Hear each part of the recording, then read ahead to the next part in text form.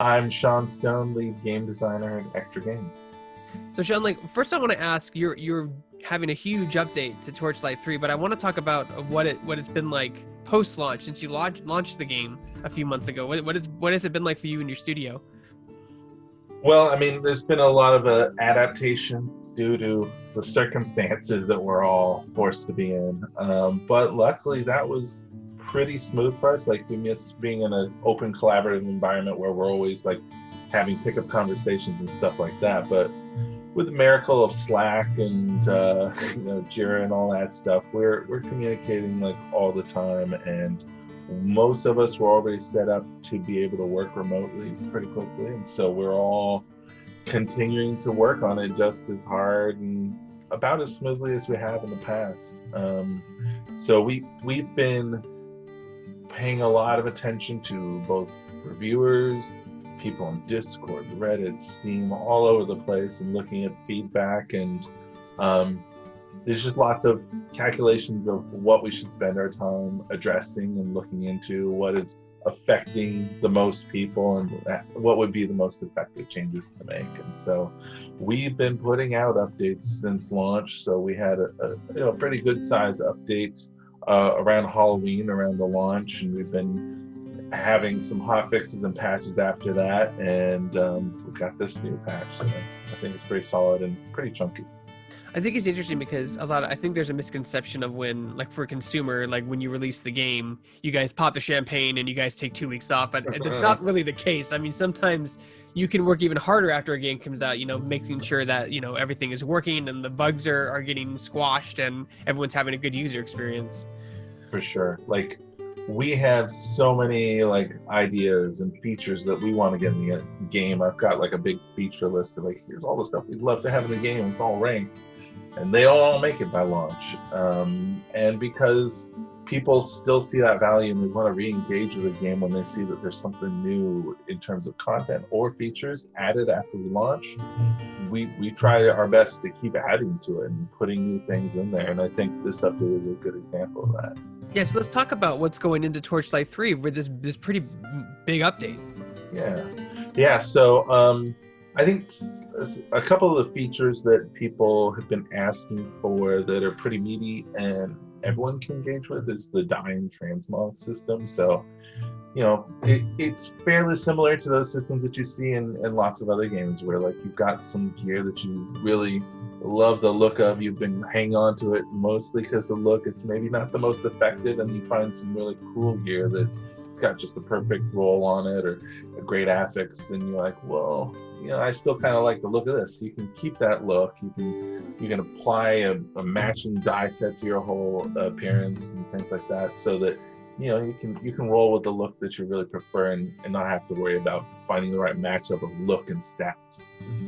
So we've added that, and that is part of your fort. So it's a building just immediately available as soon as you have your fort, and everybody can go in, and as you're picking up gear, you're unlocking the looks, the appearance of it, as well as the dies, and then you can mix and match those as you wish. Just cost gold. We've added a handful of new dies along with the new gear that we've added in this update. And so there's also that stuff.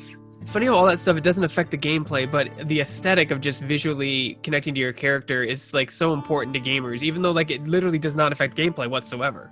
Right. There's certain games that do it somewhat and some others. So we have people on our team who worked on the Marvel Heroes game for the past that Gazillion made. Because there was a IP and like a character's a character and they're selling skins of them, like nothing you picked up had an appearance on your character. They're all like effectively trinkets, like rings or belts in Torchlight previous. And so, but in our game, it's very much like there's a fashion aspect of it. Like, I want to look cool. I got this badass sword. I want to wield it and look really cool. So that's one of the fantasies that we try to fulfill.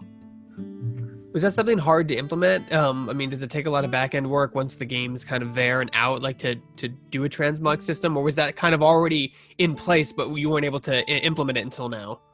Yeah, essentially we had gotten pretty close. Like, we had built the ability for us to modify items. So we have this feature in the game where you can use a scroll to life bind your item, which makes it a little bit more powerful, but you run the risk of, like, if you die and have to get resurrected, you just lost that item. Like, that is gone. So it's a risk reward gamble that you have. The data structure we set up for that was something that we used in order to be able to modify items in other ways, including appearance and dyes and things like that. That was already established, and our whole dye system has been integrated into our characters forever. That's how we made the gear. Like, we mix and match dyes on the armor that drops already, and dyes are used for the hair and skin colors, things like that. And so it was close, but then we needed UI work and the flow of picking it up and unlocking it and all the different edge cases that we find through implementation. You know what? We'll talk about the other.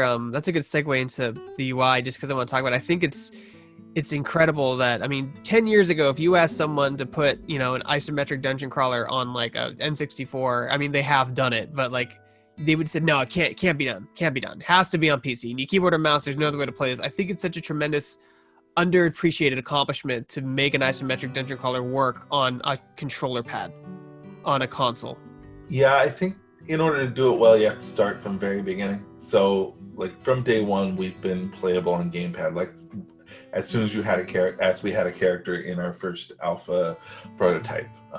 So all along, the game has been designed to work with a controller. We've been playing it both with the gamepad and the mouse and keyboard while on PC, and then as we got onto consoles, using those controllers and integrated into the OS. Like, sort of the biggest challenge has been, performance on those machines and fitting the UI into the Switch and things like that. Just lots of specific console things, but the controls are something that we had paid a lot of attention to from the get-go, and it was not without controversy. Like, everybody, like, there are people like, cool, that's perfect, that's just the right amount of like skills and buttons for me to manage, and there's people like, no dude, I need 2 trays of like 10 skills. And so, the style and the level of complexity we're aiming at was aligned with being able to fit it all on the gamepad. Like, we weren't shooting for the, like, you've got a massive web of passives to unlock and 20 different skills you're managing at a time. So going back to the big update, so Transmog, big deal. Obviously character identity is huge in a game like this, especially when you can see it. When you get a backpack and you like the backpack, you can see the backpack. So it's a good thing. So what else is going on in this big update? We've got a new contract full of a bunch of fun, wintry, Christmas time stuff to put into your fort. We've added some new seasonal pets. We've got an ugly sweater cat. We've got a red-nosed rain dog. We've got lots of fun things. Some of those you get if you make your way through the whole contract, and some of them are out in the world. You have to find them. We've added an impressive pet cage, so when you go and you rescue pets from bosses, there's a chance you'll get the impressive one, which guarantees you're going to get a rare or legendary version. We've got a couple of seasonal helmets out there. They're really goofy and like fun little weird things that's just for the holidays. We've got legendaries. We've got a set of legend that's for each of the classes, and we've got new legendary weapons. And though the legendary weapons, most of them are also part of a set as well, so you get a bonus for having a main and offhand that match. So there's some fun new legendaries to play with. We've made other improvements to the fort. You can now like move things up and down. It makes it a little closer to like a builder game, so you don't have to have like your little candles and things on the floor. You can make them look like they're sitting on a table or things are hanging on the wall. I think it gives more of a feeling of control and customization that people will find cool. We've added a little area to the fort that's the basement, so if you want things that are just like, it doesn't fit my look but I need it functionally, you can stick them down in there. Or if you want to make like a creepy murder basement, go ahead, that's fine. No judgment here. Let's see, we've got a bunch of changes to the end game. Our Fuzzier's Dungeon, which you unlock once you beat the game. Essentially, we had some difficulty with tuning some of the quests because I attempted to get the quest. Well, we'll take this quest and we'll use in these 3 or 4 different areas, and that made it a bit difficult to manage just because the random roll of the different seeds of areas and what monsters would be there. So I added a bunch of more quests, and I've tailored them specifically to areas so those can be more fine-tuned. In addition, like, instead of having to complete the quest and then run to find the boss exit, you complete the quest and we drop a portal right to you, so then you can go in and just go quickly to the boss without having to trek through areas you might have cleared out already or things like that. Also added more variety to the boss fights. And a couple of bits of feedback in addition to just like making it work smoother that we heard was like, I want to feel like there's more of a purpose to going through this end game. Like, why am I doing this? What am I getting because I'm doing it? What am I entitled to? And so to address that, we've added a couple of things. One, there's like these per account unlocks of some cool trophies you can stick in your fort. Like, it shows off like, dude, I made it to the end of the Fuzzier dungeon, or I made it to level 100 or whatever.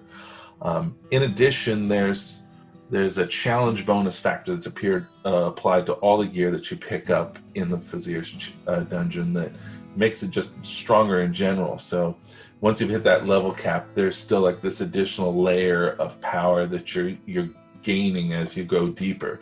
And so the gear that you get at the beginning of the Fuzzier's dungeon is not anywhere near as powerful as the stuff you get further in. I think people will find that useful and worth bragging about. And that's crazy. That's so much content, and it's like there is quality of life improvements. Usually you just see kind of quality of life improvements after a game comes out, but you're adding so much. That's not everything.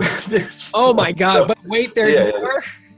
Yeah, we also, we've heard some feedback of like some of these areas are samey, and so we've actually gone through some of the environments and like juiced them up. Like, this needs a new like foliage pass. Let's add a new terrain type here. So we've done some more polish and fit and finish to some of the environment areas. There's all kinds of fun things. The phase dungeons, I've changed those so that those are less of a roadblock when you run around. Like right now, you kill one of those phase beasts and it opens a portal so you can go and have a boss fight. Used to be a fairly lengthy boss fight, and you're fighting the same 5 dudes or so. But now it's a little quicker because you're fighting one of like 50 different bosses, and so there's greater variety there, and it's not going to like interrupt your play on your way to your dungeon for quite as long. So, but it's still a fun, worthy thing to do. It's funny. I think that all the stuff you've talked about, I'll tackle these kind of one by one and get in a little bit in depth, but because there's so much to cover.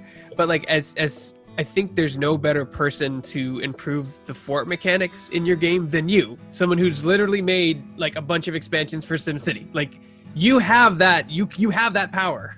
Yeah, and before that, I worked on Zoo Tycoon. Like I have to kind of restrain myself of like, okay, we're not making a builder. Like, don't make a whole another game within the game. And like our production lead, Tyler, he's worked on The Sims as well. So it's like, it's well aware of like there's a certain amount, like whenever we're looking at features to add to this game, we're thinking about the different kinds of players and the features. Like, there are people who don't engage with the fort at all. There are people who don't really care about the pets. There are people who they're not really interested in the end game. They like trying different builds out, but just making lots of characters. And so we try to provide a little of something for everyone. So another thing I completely forgot about is pet improvements.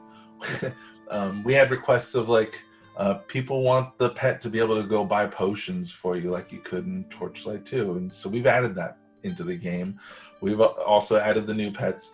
We also added a bunch of new pet skills. So we added, I think, like 6 new pet skills for the pets to do. And so all this stuff, like, let's add something to pets. Let's add something to to forts. Let's add some new mechanics to the forge. Let's add these new things to the legendaries. We try and hit each of these different parts of the game. I have to restrain myself. Let's not go hog wild on the forts and make it this whole crazy separate thing. But there are those people who really get into it, and they appreciate that, I think. Like, and in terms of you talked about that gameplay loop, and I love dungeon crawlers for that loop of you go to a dungeon, you're killing everything, you're picking up everything, and then you get to go back to your home base, your fort, and you get to kind of go through it and either dismantle it for crafting or equip it. And that loop is so addictive to players, especially players like me. It's because it's not difficult like other games that are more MMO like require you to spend 5 hours grinding through a dungeon for a chance of dropping something. But the grind, they call the mobs trash. You know what I mean? There's a reason for that because it's a time sucker. But I guess my question is how do you improve the dungeon crawler formula? A formula that's been around for years and will continue to be around for years. The first dungeon crawler I've ever really experienced was Gauntlet Legends. That was the first one I've ever played. Good game.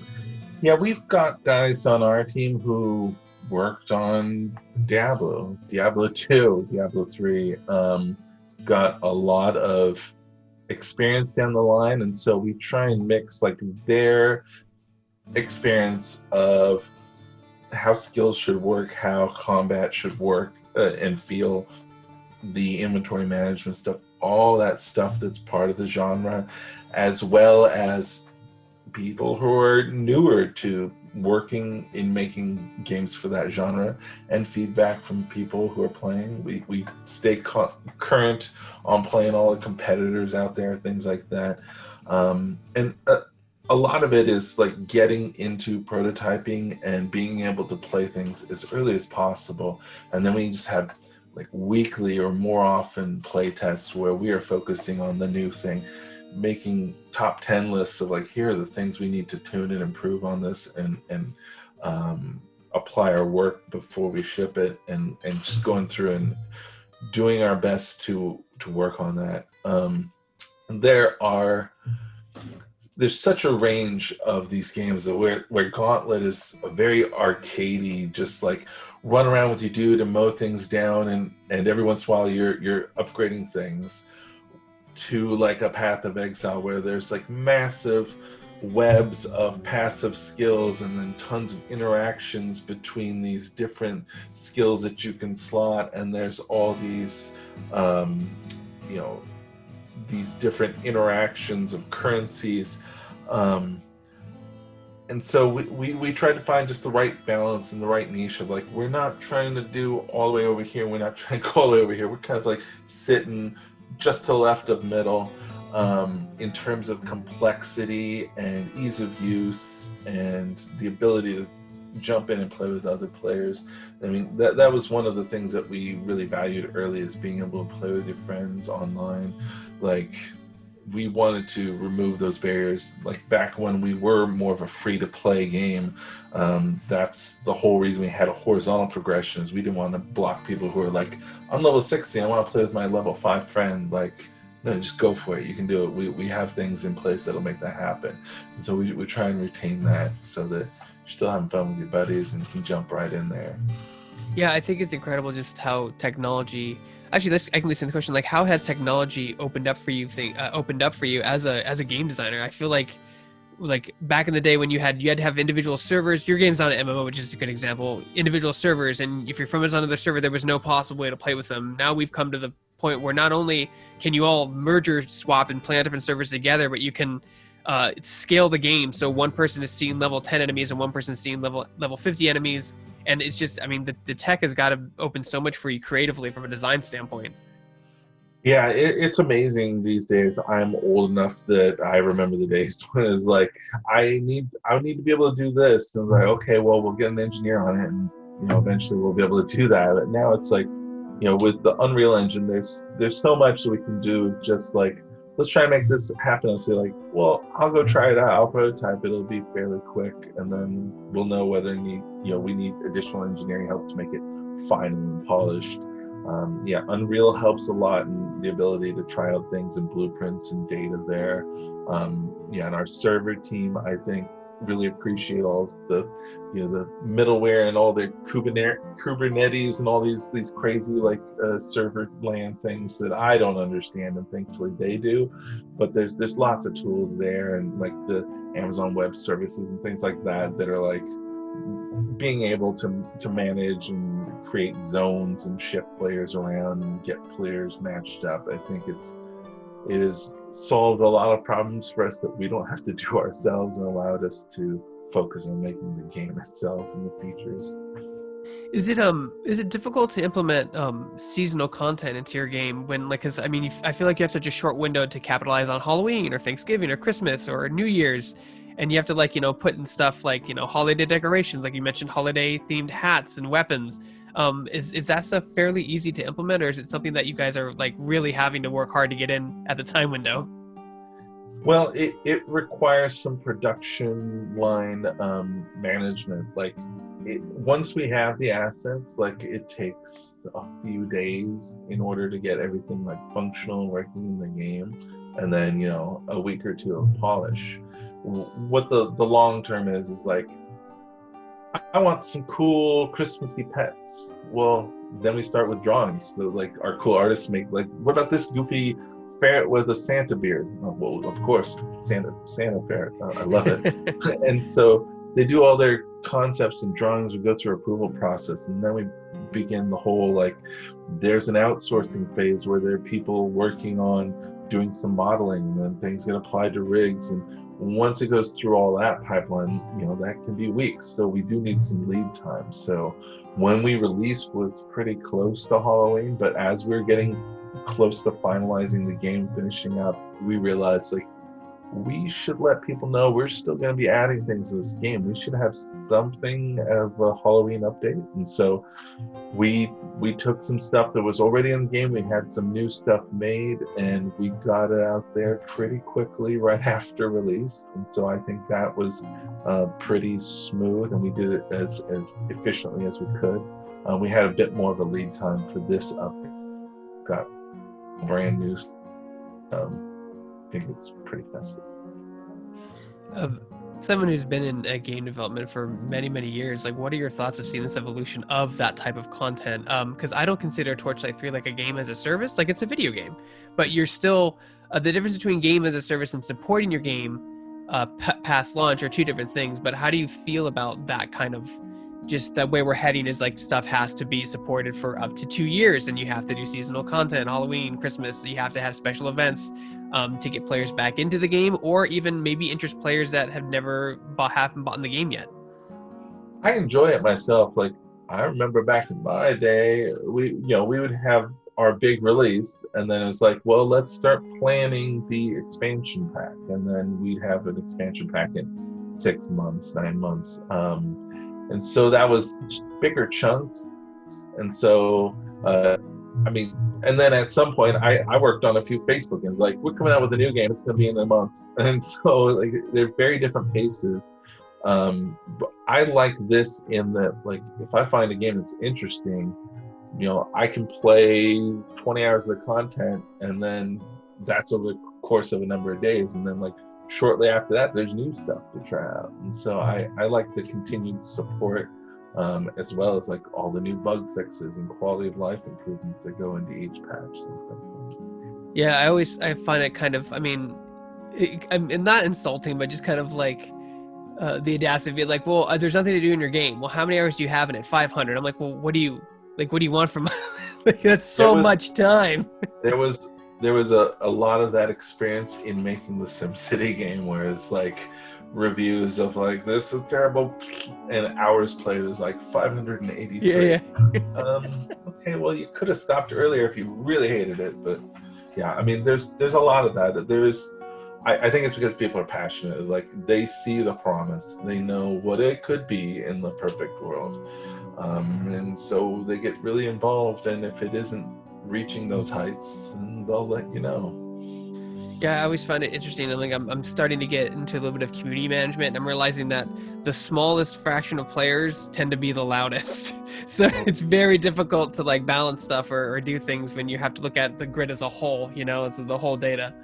Yeah, I think being in early access, we get some great feedback from the community as we make changes. We have like a public test realm that we release content on a little early and get some of those community members engaged with and trying out.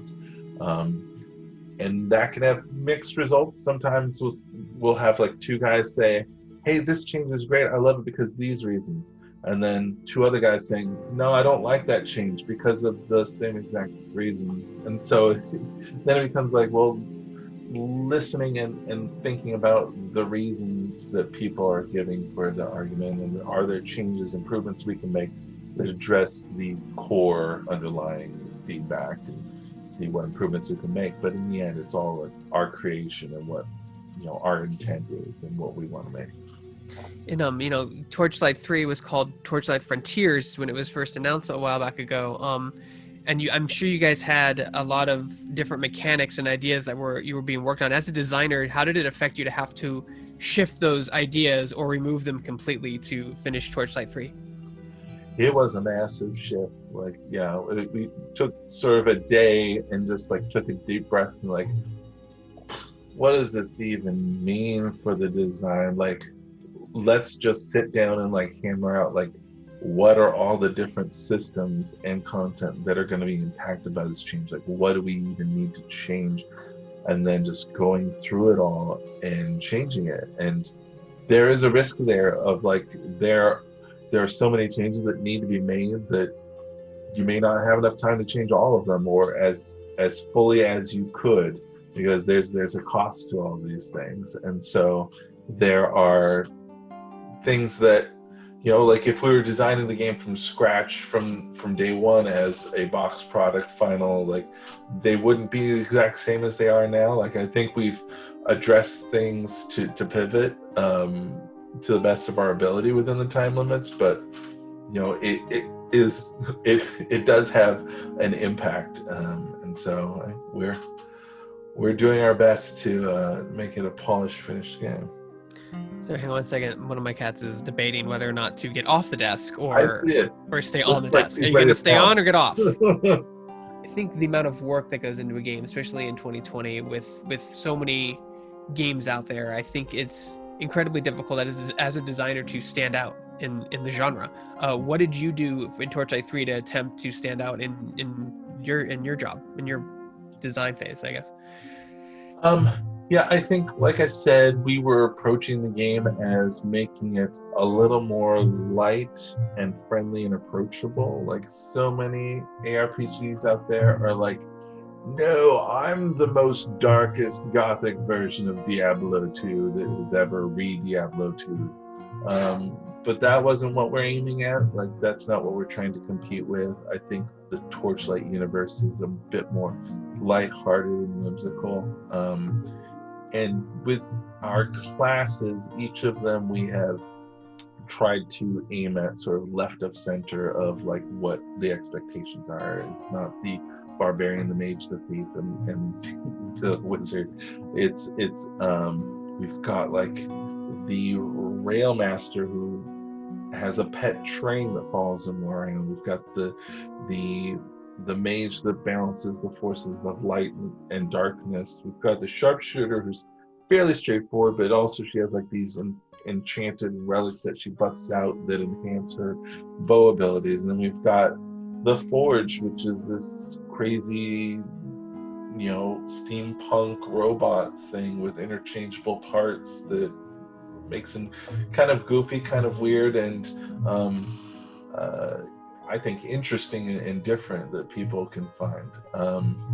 But in terms of like the approachability, like we very specifically made the conscious choice of like, we don't want a bunch of stats to manage and you're looking at like, what's better for me to take? Like, do I take, you know, Constitution, which is going to do two different things and add to my life, or am I taking life? Like, what is the math behind those?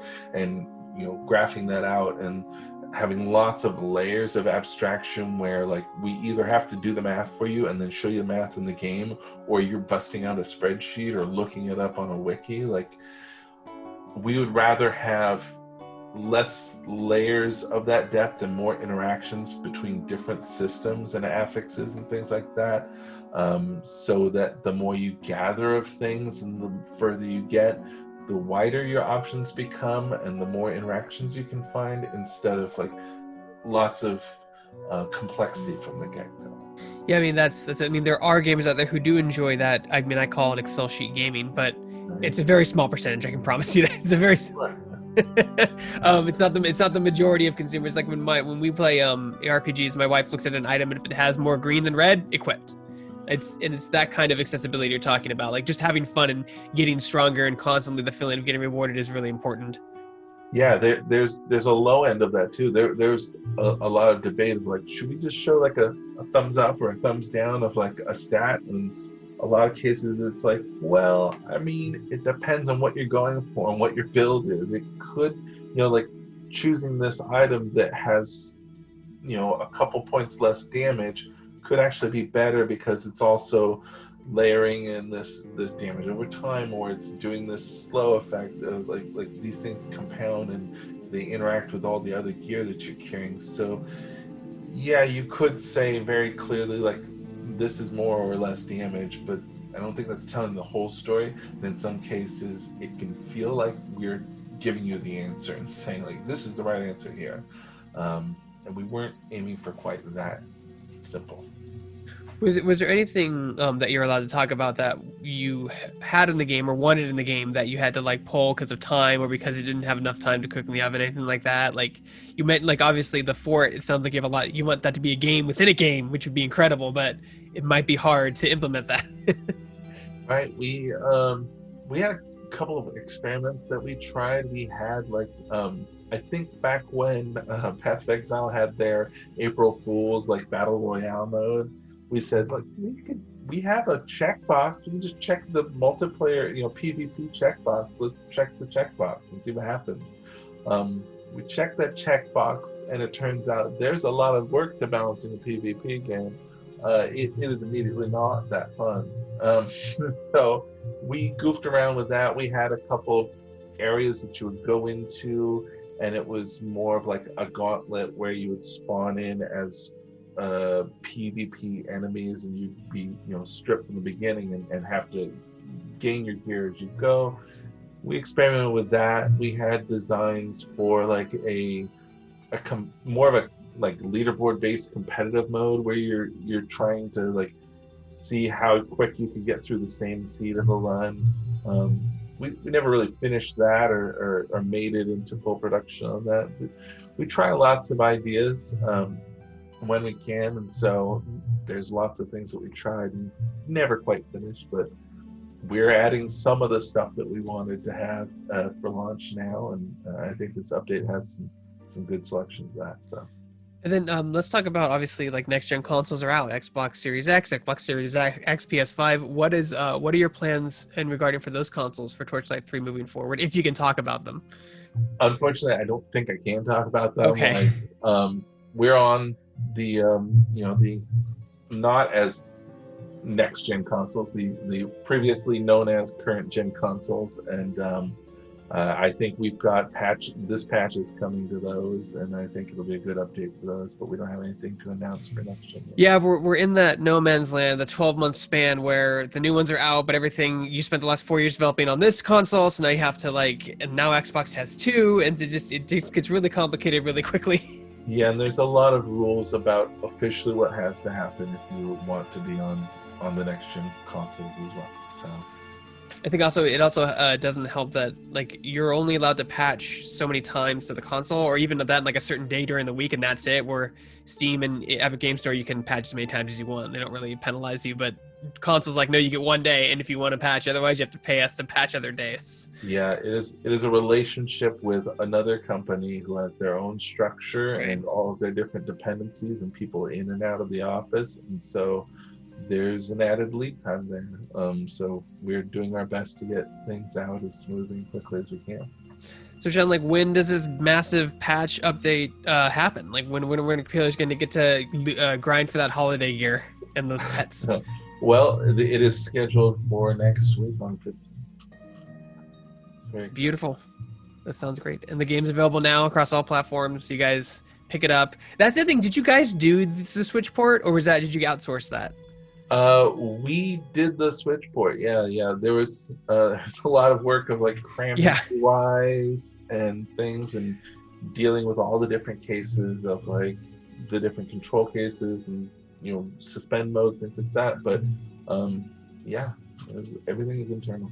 That's super impressive. A lot of people tend to outsource just because they want to make the game better and they can have someone else worried about scaling it down to work. But you guys did it yourself. That's really impressive. Right. And I think that gives us some good experience as a company of like, this is the thing we can do. We know how to do this now. So that worked well.